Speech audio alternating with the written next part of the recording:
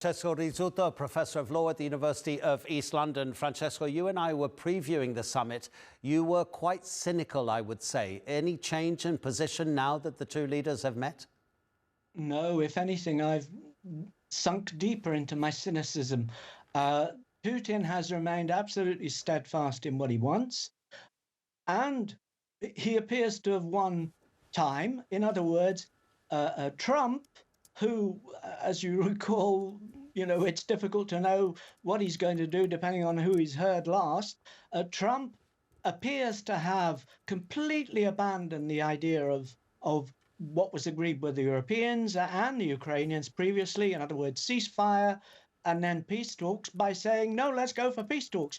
Well, actually, the result of that is that a peace treaty to negotiate will take months and the fighting continues. That's the first thing. The second thing, of course, is that Trump clearly can't be trusted by the Europeans. Absolutely not.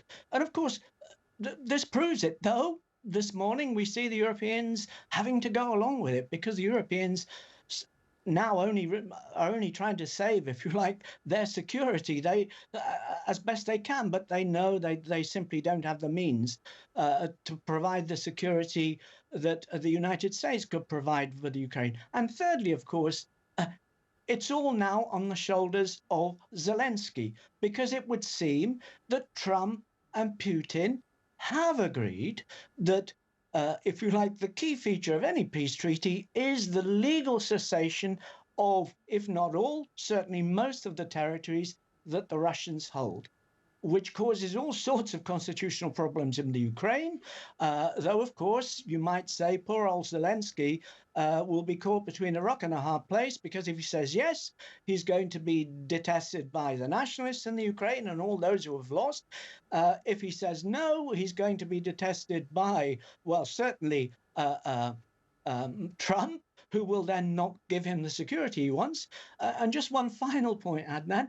We hear this morning that the Ukraine apparently, how true it is, we don't know, but apparently the icing, if you like, the sugar on the bitter pill that Trump is now offering Zelenskyy is that if he signs up to the deal that he appears to have signed off with Putin, the United States will provide Ukraine with security guarantees, not in NATO, but outside of NATO.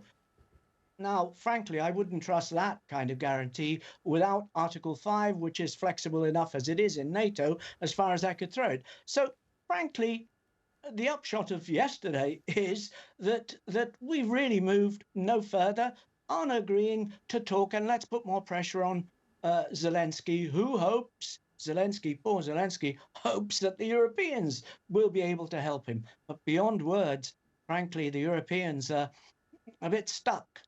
We're just seeing pictures, Francesco, while you're talking to us, of that, let's call it Trump bullying Volodymyr Zelenskyy in the Oval Office in February.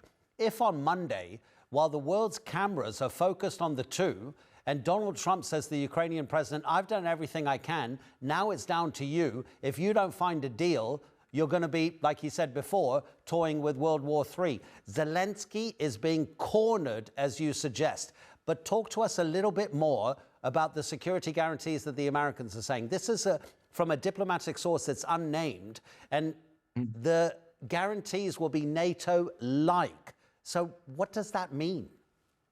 Well, this is the kind of vagary that Trump and his acolytes engage in, that we in Europe have still got not used to it, and actually are trying to engage with this sort of waffle rather than getting straight to the point. What does that mean, and why should it be outside of NATO? If you're so keen on providing the Ukraine with security guarantees, notice there's no discussion of security guarantees for the rest of Europe. So what it could possibly mean, it would be pure speculation on my part. What, American troops in the Ukraine? Mind you, given that Trump and Putin appear to be getting on so well, perhaps we don't need to fear any further Russian aggression in the Ukraine. Though, frankly, this smells of Munich. I didn't say this yesterday, but with the difference, of course, that Munich was about trying to avoid a war that Hitler, of course, completely ignored. This is about trying to stop a war, but trying to make sure that the person who created the war doesn't basically gain every benefit from that aggression. So it's really not very great, really, for the world order.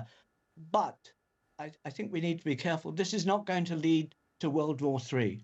I think that the worst that can happen here is that the poor Ukrainians will end up with a state minus 20% of its territory, and certainly not in NATO, perhaps wanting to join the European Union, though the Europeans have demonstrated their absolute weakness and division, really, because you've only got to look at the statements of prime ministers this morning. Starmer's is great, but the French are slightly cynical, and yet they all signed the same declaration 2 or 3 hours before that. So, yeah, fine, but I fear for the poor Ukrainians, frankly.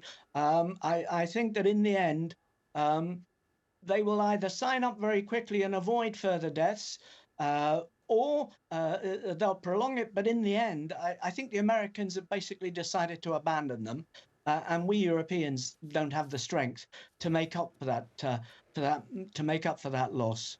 More questions than answers. That's almost what every single analyst like you, Francesco, has been telling us. And by the way, I really like the historical reference. Let's just help the viewers, right? So what you're talking about, Munich, is the British Prime Minister at the time went and did an agreement with Adolf Hitler, came back to the UK, waved a white piece of paper in the air and said, "We have peace in our time." And then the war began. Yes, that's right. Francesco, and then the war began. Yeah, thank you so much indeed, Francesco. Enjoy the rest of your weekend.